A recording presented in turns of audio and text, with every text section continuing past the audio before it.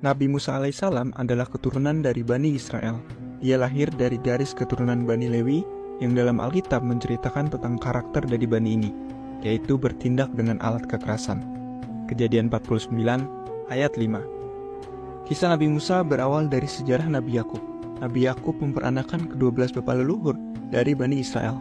Dikarenakan iri hati, bapak-bapak leluhur mereka menjual Nabi Yusuf, anak yang diberikan kekuasaan Tuhan setelah Nabi Yakub, ke tanah Mesir.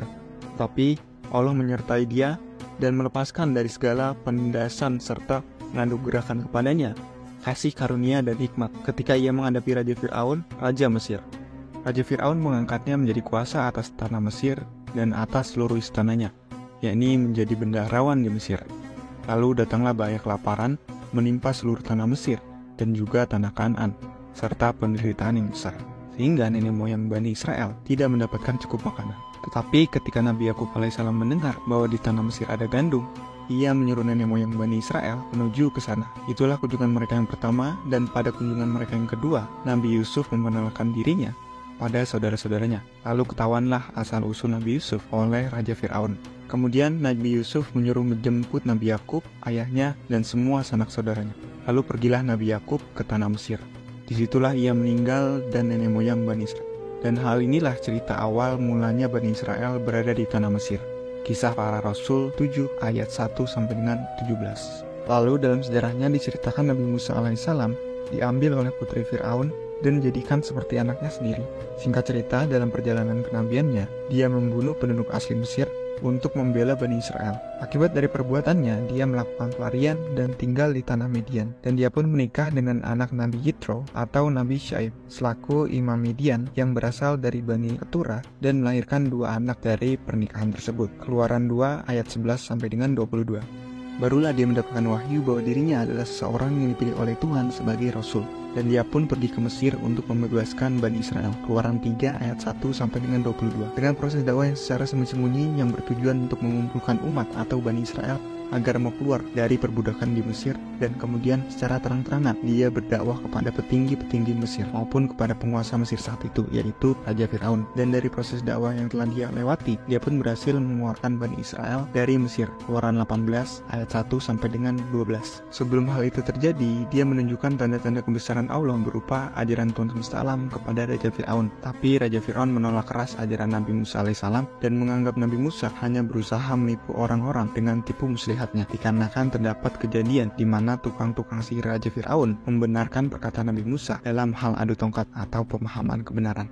Tukang-tukang sihir atau ahli-ahli dalam menipu tentang kebenaran kalah dan menyerah dengan apa yang disampaikan oleh Nabi Musa alaihissalam. Quran Surat Al-A'raf 7 ayat 123. Maka dikarenakan banyak tanda yang sudah ditunjukkan oleh Nabi Musa sebagai bukti bahwa Tuhan tidak berlaku zalim terhadap manusia, yang dalam Alkitab digambarkan sebagai tanda Taulah atau azab itu sebanyak 10 kali, barulah Nabi Musa beserta pengikutnya keluar dari negeri Mesir.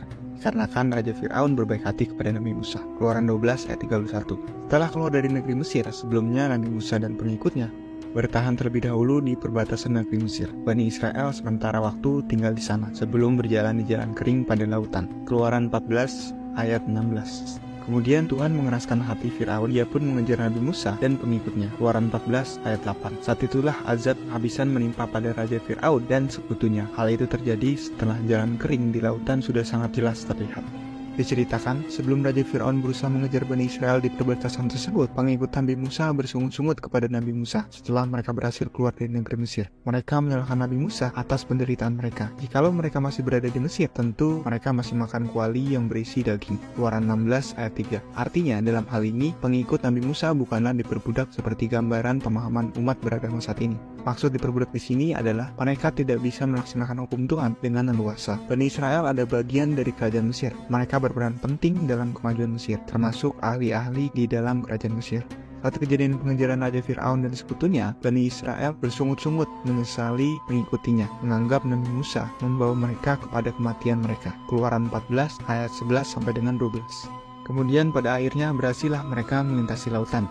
Dalam Alkitab menyebutnya Lautan Tebrau atau Laut Merah. Dan mereka pun bersiap-siap pada tahapan yang selanjutnya. Mereka menunggu sampai perintah turun kepada Nabi Musa untuk menyerang Jericho. Sebelum perintah tersebut turun, pengikut Nabi Musa pernah disesatkan oleh Samiri. Quran Surat Toha 20 ayat 85. Dengan mengambil ajaran lain selain ajaran Tuhan Yang Maha Esa. Digambarkan pengabdian mereka kepada patung berbentuk anak sapi. Quran Surat Toha ayat 88. Yang menggambarkan mereka mengambil ajaran lain selain ajaran Tuhan semesta alam. Pada tahapan itu, setelah mereka berhasil melintasi Lautan Tebrau, kemudian turunlah mana dan salwa. Quran Surat Al-Baqarah 2 ayat 57. Dan juga mengenai Sabat, Keluaran 16 ayat 1 sampai dengan 36. Pada saat itu terdapat kejadian yang terjadi di Padang Gurun Sin, tempat yang disinggahi setelah dari Lautan Tebrau dan Elib, yang disebut dengan Masa dan Meriba. Saat itu Bani Israel mencobai Tuhan, Keluaran 17 ayat 1 sampai dengan 7, dalam hal meminta air kepada Nabi Musa karena mereka kehausan. Dan di tahapan itu juga, Yitro mendengar kabar gembira bahwa Nabi Musa berhasil keluar dari negeri Mesir. Dengan membawa keluarga Nabi Musa, Yitro mengunjunginya, dan saat itu dia mengajarkan bagaimana caranya mengelola umat dengan mengangkat imam-imam. Keluaran 18 ayat 1 sampai dengan 27.